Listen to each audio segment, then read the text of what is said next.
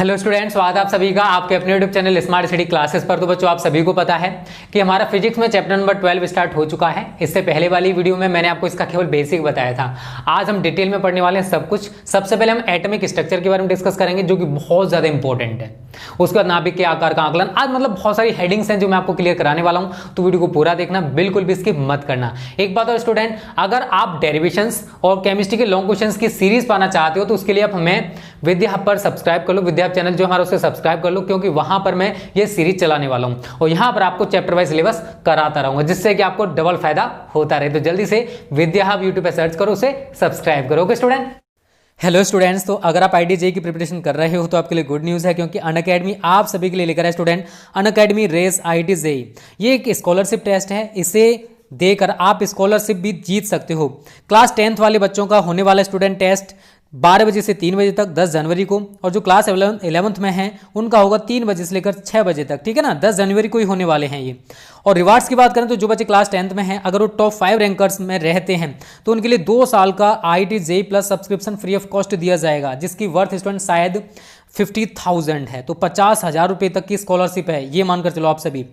और आगे बात करते हैं स्टूडेंट अनअकैडमी स्कॉलरशिप टेस्ट में, ये आपका सिलेबस है 10th के लिए, ठीक है ना। आप पूरा देख सकते हो, ये आपका केमिस्ट्री का, ये मैथ्स का है और ये फिजिक्स का है, ठीक है। आप एनरोल कैसे करोगे और कैसे आप टेस्ट दे पाओगे, ये जरूर जानना, जो कि मैं आपको कुछ देर में बताने वाला हूं।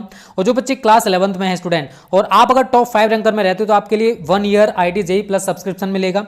और उसके साथ साथ स्टूडेंट मैं आपको सिलेबस बता दे रहा हूँ, यहाँ पर आप सिलेबस वही है, क्लास 11th का पूरा सिलेबस इसमें आने वाला है। तो अगर आप क्लास 12th में हो तो भी स्टूडेंट आप इस टेस्ट को दे सकते हो, स्कॉलरशिप टेस्ट है, ठीक है। और यहाँ पर स्टूडेंट क्यूरेटेड होगा इंडिया टॉप एजुकेटर्स द्वारा। अमित गुप्ता सर हैं, विशाल जोशी सर हैं, अमरनाथ आनंद सर हैं, ठीक है ना। तो आप इस टेस्ट को जरूर देना। और यहाँ पर कैसे एनरोल करोगे स्टूडेंट, ये मैं आपको बताने वाला हूँ, जिसकी लिंक आपको नीचे डिस्क्रिप्शन में मिल जाएगी। ओके, जैसे आप लिंक पर क्लिक करोगे आपके सामने पेज शो होने लगेगा। थोड़ा सा आपको नीचे आना बच्चों और एनरोल फॉर फ्री पे क्लिक कर देना है। तो आप क्लास 10th या 11th किसका देना चाहते हो, आप 11th या 12th में हो तो आप इस पर एनरोल पर क्लिक कर दोगे बच्चों। उसके बाद स्टूडेंट अगर आपने पहले से रजिस्ट्रेशन नहीं कर रखा है तो आप अपना जीमेल ID और नंबर डालकर रजिस्ट्रेशन करना। उसके बाद जैसे आप उसे सबमिट कर दोगे तो आपसे एंटर इन्वाइट कोड मांगेगा। इसे ध्यान से सुनना स्टूडेंट। तो आपको यहाँ पर डालना है स्मार्ट स्टडी। क्या डालना है? स्मार्ट स्टडी, ठीक है।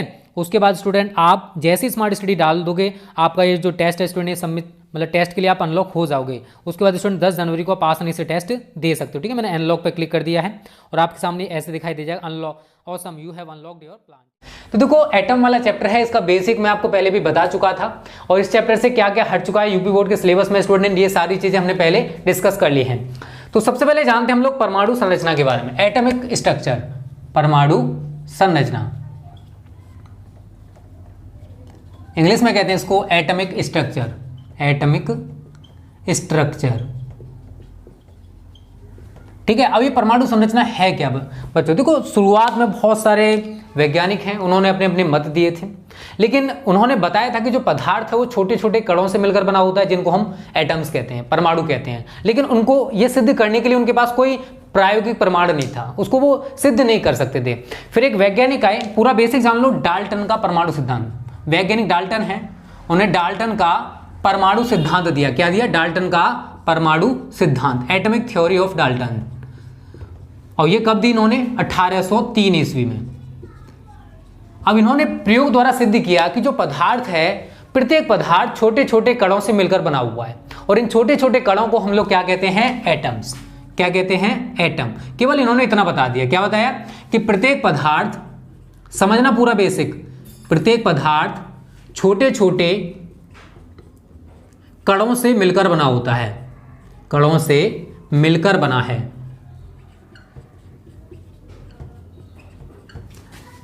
जिन्हें परमाणु कहते हैं। जिन्हें क्या कहते हैं हम लोग? परमाणु कहते हैं।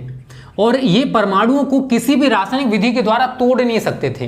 तो हम क्या कह सकते हैं कि परमाणु एक अविभाज्य कण है, जिसको विभाजित नहीं किया जा सकता। क्लियर है? अभी केवल हमें इतना ही पता चला है कि जो पदार्थ है वो छोटे छोटे कणों से मिलकर बना हुआ है, जिनको हम एटम्स कहते हैं, और परमाणु को विभाजित नहीं किया जा सकता। रासायनिक विधियों के द्वारा हम इसको अलग नहीं कर सकते। तो परमाणु क्या है? हमारा एक अविभाज्य कण है। परमाणु क्या है? चलो, एक अविभाज्य कण है जिसको विभाजित नहीं किया जा सकता। हमें बस इतना ही पता चला। ये कब? 1803 ईस्वी में डाल्टन का परमाणु सिद्धांत के द्वारा हमें इतना पता चल चुका है कि जो पदार्थ है वो छोटे छोटे कणों से मिलकर बना हुआ है। इन छोटे छोटे कणों को हम लोग परमाणु कहते हैं। परमाणु को किसी भी रासायनिक विधियों के द्वारा हम पृथक नहीं कर सकते, अर्थात तोड़ नहीं सकते, अर्थात हम क्या कह सकते हैं कि परमाणु एक अविभाज्य कण है। उसके बाद 1897 ईस्वी में परमाणु का रदरफोर्ड मॉडल आया। कब? थॉमसन मॉडल, परमाणु का थॉमसन मॉडल ऑफ एटम, ठीक है ना, थॉमसन मॉडल ऑफ एटम। ये कब आया? 1897 ईस्वी में।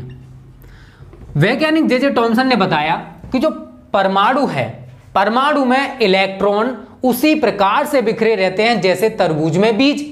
तो इसको हम तरबूज मॉडल भी कहते हैं परमाणु का। कैसे? सपोज करो आधा कटा हुआ तरबूज मैं आपको यहां पर दिखा रहा हूं, यह है हमारा आधा कटा हुआ तरबूज। खाने का मन करे तो खा मत लेना, ठीक है। ये क्या है? आधा कटा हुआ तरबूज मान लो। इसी तरीके से इन्होंने एटम को माना। अब तरबूज में आप सभी को पता है स्टूडेंट की जगह जगह क्या होते हैं? बीज होते हैं तरबूज में। उसी प्रकार से इन्होंने माना कि तरबूज में जिस प्रकार से बीज बिखरे हुए हैं उसी प्रकार से परमाणु में इलेक्ट्रॉन बिखरे रहते हैं। इसको हम कहते हैं परमाणु का तरबूज मॉडल। परमाणु का तरबूज मॉडल भी इसको कहा जाता है। क्लियर है?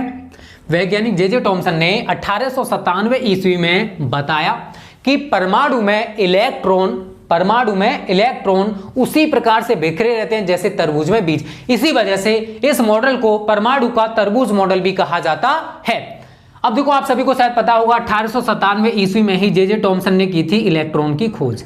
तो इलेक्ट्रॉन की खोज किसने की थी? जे टॉमसन ने। कब की थी? 1897 ईस्वी में ही। और 1897 में ही इन्होंने परमाणु का टॉमसन मॉडल भी दिया था। ये दो चीजें आपको यहां से क्लियर हो जाती हैं। अभी हमें इलेक्ट्रॉन की खोज पता चल चुकी है। यहां तक हमें इलेक्ट्रॉन के बारे में कुछ भी नहीं पता था। 1897 में वैज्ञानिक जे टॉमसन आए और इन्होंने इलेक्ट्रॉन की खोज की। उसके साथ साथ इन्होंने परमाणु के संबंध में परमाणु का टॉमसन मॉडल भी दिया। तो इतना हमें यहां तक पता चल चुका बच्चों कि परमाणु में इलेक्ट्रॉन्स भी होते हैं, ठीक है ना। बट इलेक्ट्रॉन की सही डायरेक्शन नहीं बताती कि वास्तव में इलेक्ट्रॉन होते क्या हैं। इन्होंने अपने कॉन्सेप्ट के आधार पर बता दिया कि परमाणु में इलेक्ट्रॉन उसी प्रकार से बिखरे रहते हैं जैसे तरबूज में बीज, इस प्रकार से, जिस प्रकार से आपको इसमें दिखाई दे रहे हैं। उसके बाद 1911 ईस्वी में एक और मॉडल आया जिसको दिया रदरफोर्ड ने, परमाणु का रदरफोर्ड मॉडल। हम इसके बारे में ज्यादा डिटेल नहीं जानेंगे बच्चा लोग, क्योंकि ये बोर्ड परीक्षाओं में ज्यादा नहीं पूछा जाता है। हम इसकी केवल परिकल्पनाएं जानेंगे। 1911 ईस्वी में वैज्ञानिक जे टॉमसन ने परमाणु का रदरफोर्ड मॉडल अल्फा कणों के प्रकीर्णन प्रयोग के आधार पर दिया। और इस मॉडल के संबंध में इन्होंने कुछ परिकल्पनाएं की। अल्फा कणों के प्रकीर्णन का इन्होंने प्रयोग किया और उस एक्सपेरिमेंट के आधार पर इन्होंने कुछ परिकल्पनाएं की, जो कि मैं आपको बताने वाला हूं। पहली इनकी परिकल्पना थी बच्चा लोग कि परमाणु का जो ज्यादातर भाग है वो खाली है। परमाणु का अधिकांश भाग क्या है? खाली है। और इसी खाली भाग में इलेक्ट्रॉन चक्कर लगाते हैं। बस इतना बताया इन्होंने पहले। चलो मैं यहां पर डायग्राम बता के मतलब बना के थोड़ा सा समझाता हूं आप सभी को, ठीक है ना। बीच में है न्यूक्लियस और हमने यहां पर अल्फा कट डाले, हमने नहीं मतलब इन्होंने डाले थे। इस प्रकार से आप दिखा देना इसको,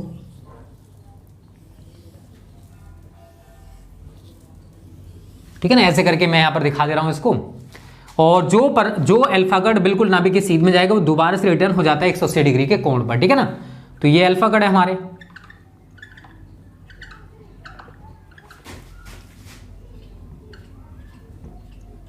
ठीक है। ये क्या है?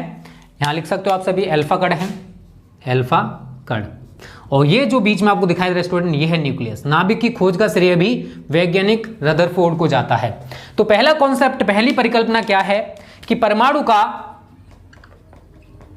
यहां लिखना चाहते हो तो वैज्ञानिक रदरफोर्ड ने अल्फा कणों के प्रकीर्णन के प्रयोग के आधार पर निम्न परिकल्पनाएं की, जिसमें पहली है परमाणु का अधिकांश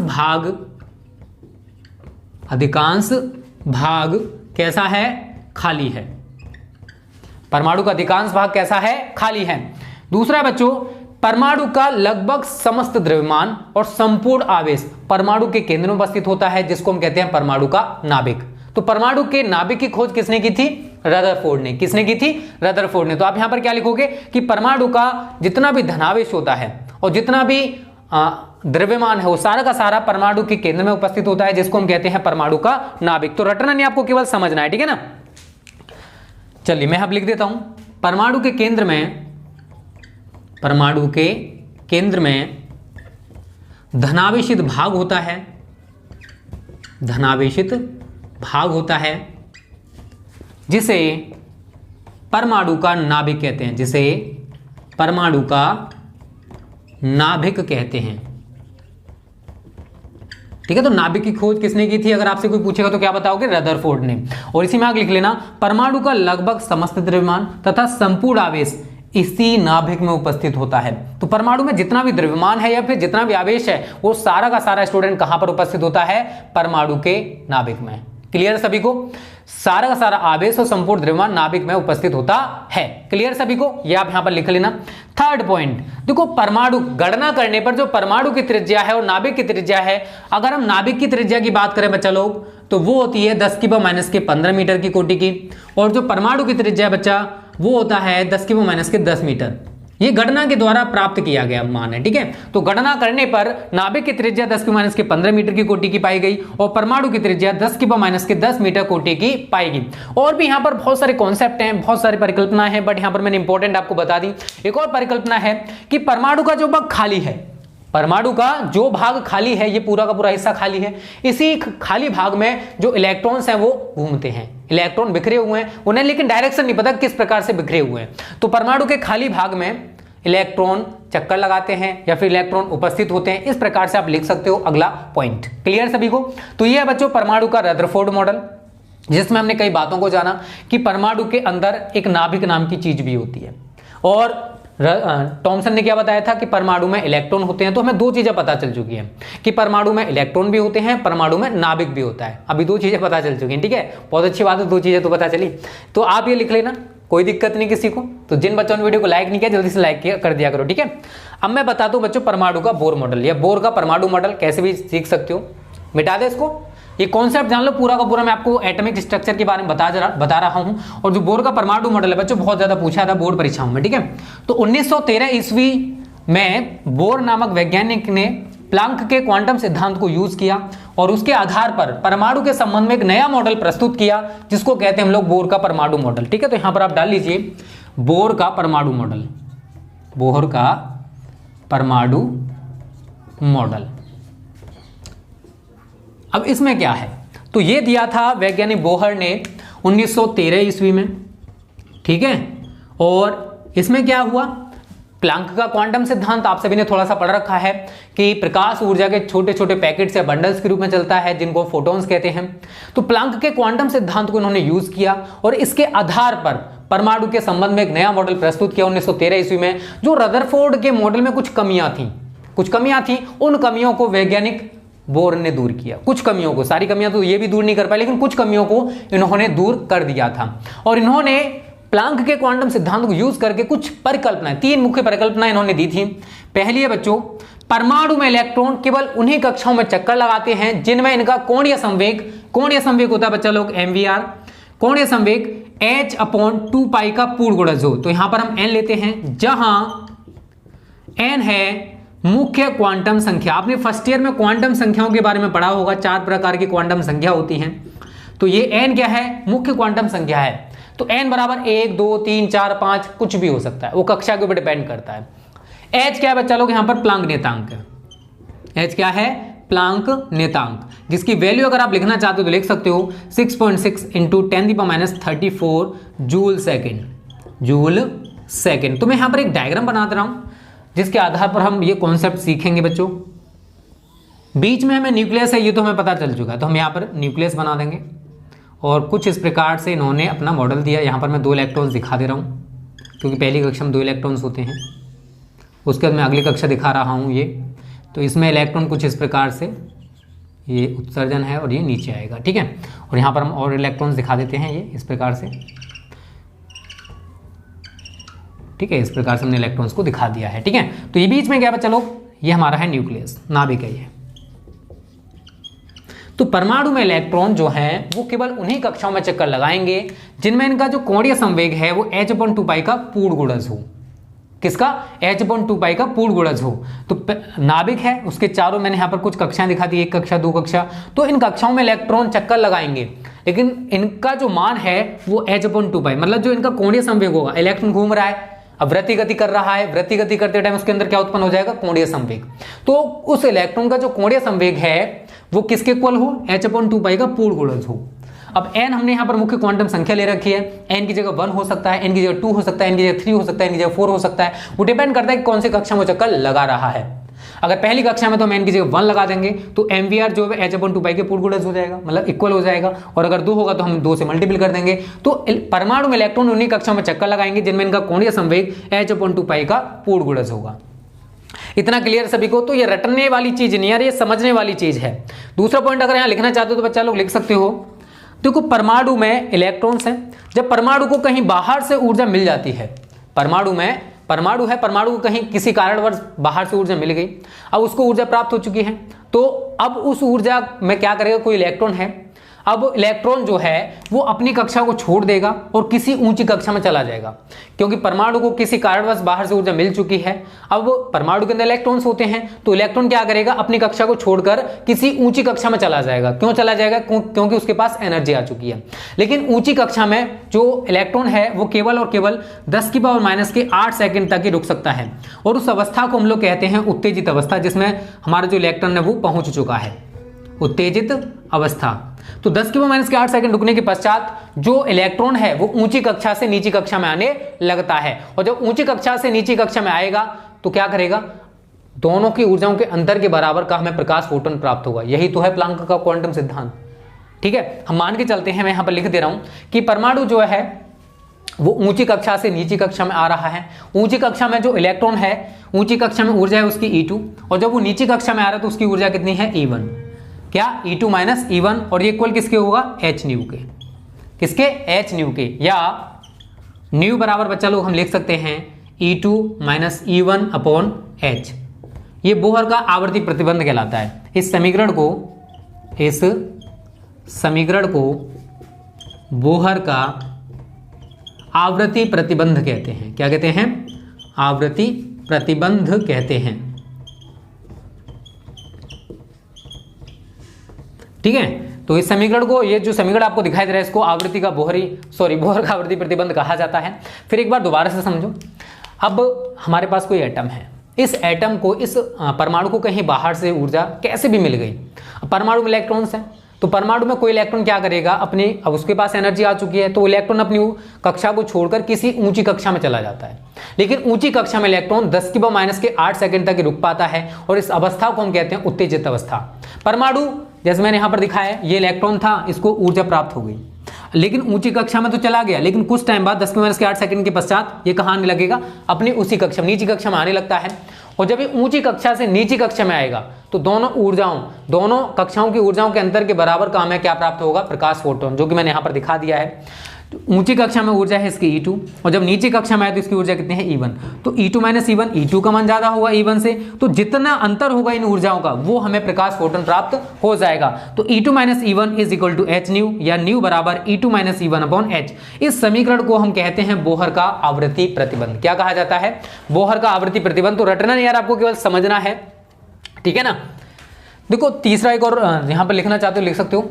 अब स्थायी कक्षाओं में इलेक्ट्रॉन घूम रहा है, तो स्थायी कक्षाओं में इलेक्ट्रॉन के घूमते समय ऊर्जा का उत्सर्जन नहीं होता है। क्या, अगर इलेक्ट्रॉन जो है वो स्थायी कक्षा में प्राप्त हो चुके हैं, स्टेबल सेल्स में प्राप्त हो चुकी हैं, अब स्थायी कक्षाओं में इलेक्ट्रॉन घूम रहा है, तो स्थायी कक्षाओं में घूमते समय इलेक्ट्रॉन ऊर्जा का उत्सर्जन नहीं करते। इस पॉइंट को याद रखना। अब कोई भी इलेक्ट्रॉन है, किसी भी कक्षा में चक्कर लगा रहा है, अब इस कक्षा में चक्कर लगा रहा है, तो ऐसा नहीं होगा उस कक्षा में घूमते समय कि ये ऊर्जा का उत्सर्जन कर सके। ऊर्जा का उत्सर्जन तभी होगा जब परमाणु में इलेक्ट्रॉन किसी ऊंची कक्षा से नीची कक्षा में आएगा, तो दोनों ऊर्जाओं के अंतर के बराबर का हमें प्रकाश प्राप्त होगा या प्रकाश फोटोन प्राप्त होगा। ऐसा नहीं है कि स्थायी कक्षाओं में इलेक्ट्रॉन घूम रहा है और घूमते समय ऊर्जा का उत्सर्जन हो जाए, ये पॉसिबल बिल्कुल भी नहीं है। तो जब परमाणु इलेक्ट्रॉन किसी ऊंची कक्षा से नीची कक्षा में आएगा, तो दोनों ऊर्जा स्तरों की ऊर्जाओं के अंतर के बराबर का हमें प्रकाश फोटोन प्राप्त होगा। ऐसा नहीं है कि स्थायी कक्षाओं में घूमते समय इलेक्ट्रॉन जो है वो ऊर्जा का उत्सर्जन करे। तो बच्चों ये 3 पॉइंट्स हैं, और एक और भी पॉइंट्स हैं, बट 3 इंपॉर्टेंट है जो इस मॉडल से हमें प्राप्त हुए। आप सभी को उम्मीद करता हूं ये तीनों पॉइंट समझ में आ गए होंगे। अगर आ गए हैं तो जल्दी से आप इसका स्क्रीनशॉट ले लीजिए। बहुत ज्यादा इंपॉर्टेंट टॉपिक्स हैं ये, आपको छोटी छोटी चीजें समझनी पड़ेंगी, और ये थ्योरियां लिखना सीख जाओ थोड़ी थोड़ी, क्योंकि ये रटने वाली चीज नहीं है, समझने वाली चीजें हैं। ठीक है, यहां पर आप क्या लिखोगे कि परमाणु में इलेक्ट्रॉन उन्हीं कक्षाओं में चक्कर लगाते हैं जिनमें इनका कोणीय संवेग h/2π का पूर्ण गुणज हो। क्लियर है? इसी प्रकार से आप तीनों पॉइंट्स को लिख सकते हो और वो छोटा सा डायग्राम बना लेना जो कि मैंने बराबर में बना रखा है। ठीक है, तो जल्दी से आप इसका स्क्रीनशॉट ले लीजिए बच्चा लोग। फिर एक और पॉइंट हम लोग डिस्कस करते हैं, नाभिक के आकार का आकलन। ठीक है, नाभिक के, इसको मिटा दें।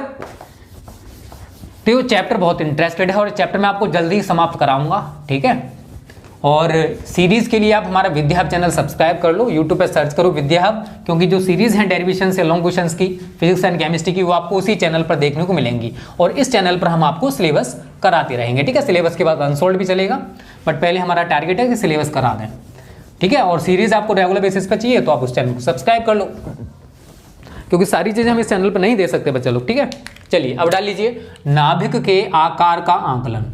नाभिक के आकार का आकलन, एस्टिमेशन ऑफ द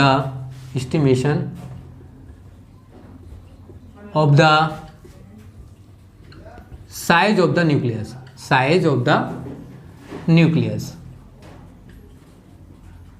ठीक है, ये हम हेडिंग डालेंगे, नाभिक के आकार का आकलन। अब देखो, आप सभी ने जाना बच्चों कि परमाणु पर जब हम लोग अल्फा कण डालते हैं तो वो अल्फा कण परमाणु के नाभिक से विभिन्न कोणों पर प्रकीर्णित हो जाते हैं। मैं यहां पर एक डायग्राम आपको समझाऊंगा, इस डायग्राम के थ्रू। ये है बच्चों, सपोज करो न्यूक्लियस। अब हम अल्फा कण डालते हैं तो जो अल्फा कण नाभिक के बिल्कुल सीध में आएगा, जो अल्फा कण नाभिक के बिल्कुल सीध में आएगा, वो नाभिक के सबसे ज्यादा नजदीक पहुंचता है। तो मैं यहां पर अल्फा कण है कोई, ये नाभिक के बिल्कुल सीध में आया, और नाभिक के बिल्कुल सीध में आने के साथ साथ ये नाभिक के सबसे निकट भी पहुंचेगा। ये आया, ठीक है ना, यहां तक बिल्कुल एक्यूरेट यहां तक पहुंचेगा। उसके बाद 180 डिग्री के कोण पर रिटर्न भी हो जाएगा। तो ये क्या है? अल्फा कण है। ठीक है, इस तरीके से आप दिखाओगे इसको, अल्फा कण। यहां पर भी अल्फा कण है। अब देखो बच्चों, इस अल्फा कण और इस नाभिक के बीच की जो दूरी है, ये वाली जो दूरी है, इसको कहते हैं हम लोग आर नॉट। नाभिक के आकार का आकलन आर नॉट। ये नाभिक जो है स्टूडेंट, ये कितने साइज का होता है ये हम निकाल सकते हैं। तो आप इसमें थ्योरी क्या लिखोगे कि जब परमाणु पर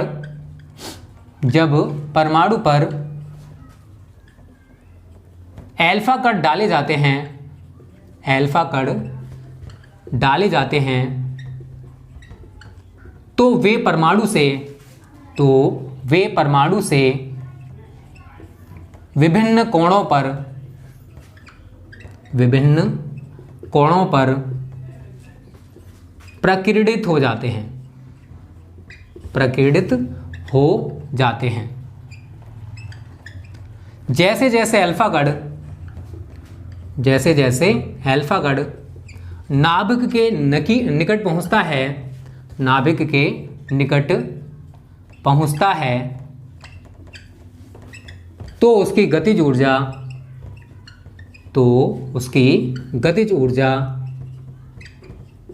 वैद्युत स्थितिज ऊर्जा में। ठीक है, अब अल्फा कण आ रहा है, उसके पास काइनेटिक एनर्जी होगी, गतिज ऊर्जा होगी, लेकिन जैसे जैसे वो नाभिक के निकट पहुंचता जाएगा तो उसकी जो काइनेटिक एनर्जी है वो इलेक्ट्रिक पोटेंशियल एनर्जी में कन्वर्ट होती जाएगी, वैद्युत स्थिति ऊर्जा में परिवर्तित हो जाती है या होने लगती है। ठीक है, तो जैसे जैसे अल्फा कण, ज्यादा थोड़ी लिखने की जरूरत नहीं है, बस इतना बहुत है, काम चल जाएगा। माना कि अल्फा कण के, ये लिखो, अल्फा कण के नाभिक के निकटतम पहुंचने की दूरी आर नॉट है। इसलिए वैद्युत स्थितिज ऊर्जा, आप सभी ने देखो फर्स्ट चैप्टर पढ़ रखा है तो आप सभी को पता भी होगा। चलो, अब ये न्यूक्लियस है, अब ये क्या हमारा न्यूक्लियस है, तो इसके पास क्या होगा? Plus ZE। ठीक है, और अल्फा कण है हमारा, अल्फा कण पर क्या होगा? Plus 2E। क्या होगा? Plus 2E। आप बोलोगे सर कैसे होगा? अब देखो, कोई भी न्यूक्लियस है, अब मैं किसी भी एटम की बात कर सकता हूं, मैं कोई भी परमाणु ले सकता हूं, अब कोई भी परमाणु है बच्चा, कोई भी परमाणु आप ले सकते हो। जैसे सपोज करो मैंने सिल्वर को ले लिया, अब सिल्वर की बात कर रहा हूं तो इस न्यूक्लियस में क्या क्या होता है? अब न्यूक्लियस में स्टूडेंट आपका, आप सभी जानते हो यार, न्यूट्रॉन भी होगा, प्रोटॉन भी होगा। न्यूक्लियस के अंदर दोनों चीजें पाई जाती हैं। तो जेड में यहां पर जो दिखा रहा है स्टूडेंट, ये है आपका क्या? जेड क्या है, परमाणु क्रमांक, और ई क्या है, इलेक्ट्रॉन पर आवेश होता है। बट अगर हम किसी को भी दिखा रहे हैं, Q बराबर आप सभी ने शायद पढ़ रखा होगा N इंटू ई, N इंटू ई होता है, कोई भी न्यूक्लियस है उस पर आवेश कितना होगा, N इंटू ई। बट यार N क्या है, N क्या होती है वहां पे, इलेक्ट्रॉनों की संख्या। अब नाभिक के अंदर क्या होते हैं, प्रोटॉन्स होते हैं, तो protons is equal to atomic number, परमाणु क्रमांक के इक्वल होते हैं, तो हम यहां पर Ze दिखाते हैं। क्लियर है। तो आप सभी ने जो सूत्र पढ़ रखा है वैद्युत स्थितिज ऊर्जा का, वो क्या पढ़ रखा है, U बराबर 1/4 pi epsilon not Q1 into Q2 upon R। सभी ने पढ़ रखा है, मुझे बताने की जरूरत नहीं है। तो मैं यहां पर Q1 की जगह पर चलो क्या यूज करूंगा, 2E। अल्फा कट पर जो आवेश है वो कितना है, 2E है, तो मैं यहां पर 2E यूज करूंगा। और Q2 की जगह मैं क्या यूज करूंगा, Ze। क्या यूज करूंगा, Ze। क्लियर है। और R की जगह मैं क्या यूज करूंगा, R0। जो आपने पढ़ रखा वही चीज लिखी थी, बट मैंने थोड़ी सी कन्वर्ट कर दी अकॉर्डिंग टू दिस। क्लियर है। आप आगे इसको लिखोगे तो क्या लिखोगे, 1/4 pi epsilon naught 2Ze square upon R0। ये हमारा U आ गया। एक इक्वेशन तो हमारी, एक सूत्र तो ये बन जाता है। लेकिन स्टार्टिंग में क्या था स्टूडेंट, प्रारंभिक में, प्रारंभ में तो शुरुआत में स्टूडेंट क्या था कि जो U है, जो वैद्युत स्थितिज ऊर्जा है, वो किसके इक्वल है, काइनेटिक एनर्जी के। किसके इक्वल है, काइनेटिक एनर्जी के। तो प्रारंभ में जो मैंने बोला था ना कि गतिज ऊर्जा धीरे धीरे करके किस में कन्वर्ट हो रही है, वैद्युत स्थितिज ऊर्जा में। तो शुरुआत में तो अल्फा कट के पास काइनेटिक एनर्जी थी ना, ये तो बाद में प्राप्त हुई है उसको वैद्युत स्थितिज ऊर्जा। जैसे जैसे अल्फा कट नाभिक के निकट पहुंचता गया, उसकी जो काइनेटिक एनर्जी है वो वैद्युत स्थितिज ऊर्जा में कन्वर्ट होती चली गई। क्लियर है। अगर हम स्टार्टिंग की बात करेंगे तो उसमें U जो है वो K के इक्वल होगा, मतलब जो वैद्युत स्थितिज ऊर्जा है वो काइनेटिक एनर्जी के इक्वल होगी। तो मैं यही करूंगा बच्चा लोग, यहां पर इस U को हटा दूंगा और K लिख दूंगा, K is equal to 1/4 pi epsilon naught 2Ze square upon R0, या R0 is equal to 1/4 pi epsilon naught 2Ze square upon K। इस तरीके से बच्चों हमें एक सूत्र प्राप्त हो चुका है जिसके द्वारा हम R0 की वैल्यू निकाल सकते हैं। तो आप ये डायग्राम बना लेना और ये पूरी थ्योरी लिख देना, आपका पूरा डेरिवेशन कंप्लीट हो चुका है। नाभिक के आकार का आकलन, estimation of the size of the nucleus. और नेक्स्ट वीडियो में हम बहुत ज्यादा इंपॉर्टेंट टॉपिक डिस्कस करेंगे, बहुत ज्यादा अच्छा है टॉपिक वो, ठीक है। तो जल्दी से आप सभी इसका स्क्रीनशॉट ले लीजिए स्टूडेंट। तो आज की वीडियो में हमने बहुत कुछ सीखा, परमाणु की संरचना के बारे में जाना कि परमाणु आखिर होता कैसा है, क्या क्या होता है परमाणु के अंदर। और देखो लास्ट में खोज हुई थी बच्चों 1932 ईस्वी में, किसकी खोज हुई थी, न्यूट्रॉन की। तो परमाणु के अंदर प्रोटॉन, न्यूट्रॉन, इलेक्ट्रॉन तीनों मौलिक कण पाए जाते हैं। तो आपसे अगर पूछे कि परमाणु कैसे बना होता है, तो परमाणु मौलिक कणों से मिलकर बना होता है। मौलिक कण कौन कौन से होते हैं, इलेक्ट्रॉन होता है, प्रोटॉन होता है और न्यूट्रॉन होता है। क्लियर है सभी को। और वैसे जो प्रोटॉन है उसकी खोज का श्रेय गोल्डस्टीन को जाता है, बट यार न्यूक्लियस की खोज उन्होंने की थी रदरफोर्ड ने। तो सभी समझते हैं कि प्रोटॉन की खोज भी उन्होंने की थी, बट ऐसा नहीं है। जो प्रोटॉन के बारे में संपूर्ण जानकारी दी वो वैज्ञानिक गोल्डस्टीन ने दी थी। न्यूक्लियस की खोज मानते हैं रदरफोर्ड ने की थी, बट उनको ये नहीं पता था कि इस न्यूक्लियस के अंदर भी कोई मौलिक कण है। लेकिन न्यूक्लियस के अंदर भी दो मौलिक कण होते हैं, एक प्रोटॉन होता है और एक न्यूट्रॉन होता है। तो ये सारी चीजें उन्होंने नहीं बताई थी। गोल्डस्टीन ने प्रोटॉन के बारे में बताया था और 1932 ईस्वी में वैज्ञानिक जेम्स चैडविक ने न्यूट्रॉन के बारे में बताया था। ठीक है बच्चा लोग, तो आज हमने बहुत कुछ जाना। उम्मीद करता हूँ सारी चीजें आपको क्लियर हो गई होंगी। तो आज की वीडियो आपको कैसे लगी प्लीज कमेंट करके बताना। यार वीडियो को लाइक जरूर किया करो, जिससे हमें मोटिवेशन मिला करे कि हम आप सभी के लिए और ज्यादा मेहनत करें। तो प्लीज वीडियो को लाइक जरूर करना। और आपको अगर फिजिक्स एंड केमिस्ट्री के लॉन्ग क्वेश्चंस की सीरीज चाहिए तो विद्या चैनल को सब्सक्राइब जरूर करना। Okay friends, thanks for watching this video.